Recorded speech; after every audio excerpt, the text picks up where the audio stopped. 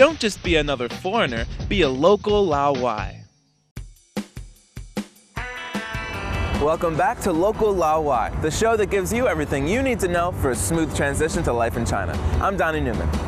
Getting around China on foot can be, to put it mildly, a bit of an adventure. It's not that it's difficult to walk, it's just that when compared with how things are back home, China is a little bit different. Sure, both the US and China are left-hand drive, and last time I checked, everybody walks here just like everyone else.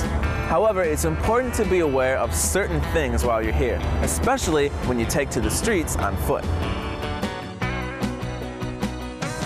So on this episode, we're talking about the simplest mode of transport for any human being here in China, walking.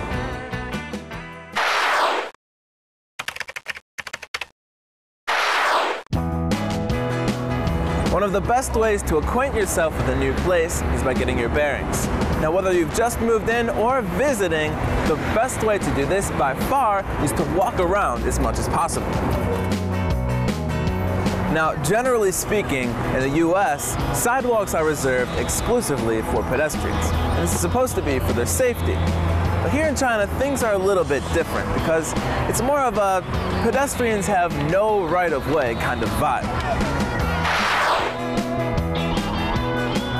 Just take a look around. You'll see bicycles, mopeds, scooters, even parked cars sharing the space with pedestrians on the sidewalk. But don't let it get to you. Think of it as part of the charm of a bustling Chinese city.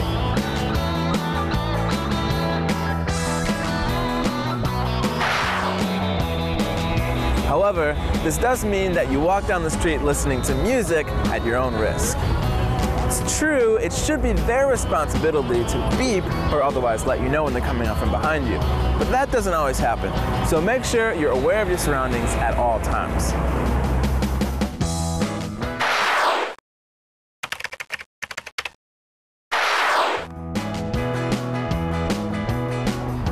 Walking in Chinese cities has its pluses and minuses. The pluses are, of course, it's free, it's good exercise, and you're always guaranteed to get to the place you want to go. The drawbacks are, ironically, a lack of fresh air, especially in cities like Beijing, and the fact that you actually have to walk very far to a place that's probably not too far away from you, and here's why.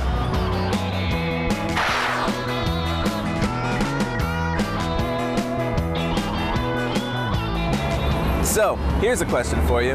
Why did the Beijing chicken cross the road?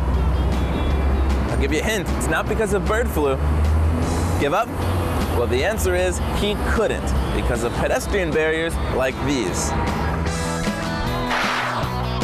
Back in the old days, or really just a few years ago, the streets of Beijing were ruled by pedestrians and bicycles, with cars a very distant second. As you can see, nowadays, cars are king. Pedestrians, it's royal subjects. That's why I'm standing up here on this footbridge instead of down there on the road. But what might exhaust you as you're walking around here is that point B is sometimes much farther away than what it looks like.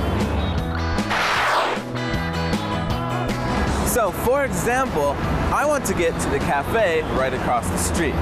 But I can't simply cross the street because of the barrier there. So I have to find a crossing. The nearest one is about a half-mile away.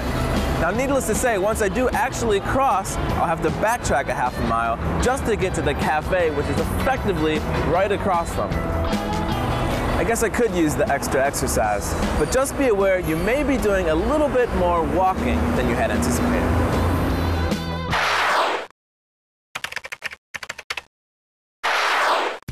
If I haven't mentioned already, the rules of the road in China are an art form. On your walkabout tour of any town, you're sure to come across huge intersections that you'll need to traverse in order to continue on your merry way. One thing you must be aware of is the left turn rule for cars at intersections. When a traffic light turns from green to red, vehicles trying to make a left turn will usually nose their way through the intersection to accomplish their turn before straight-through traffic can proceed. As you can see, things can get pretty hairy out there. Because of the left turn rule, and if the lanes are wide, you're liable to get stuck in the middle of the road as you're waiting for the cars turning left to pass you by before you reach the sidewalk. My advice? Use a left-turning car as a shield. But be warned, there may very well be a vehicle behind you using you as a shield. In any case, despite the bicycles and mopeds crossing with you, follow the crowd and you should be pretty safe getting to the other side. Well, it's time for me to continue my journey up the road. Hopefully you won't encounter too many gargantuan intersections like this one on your journeys.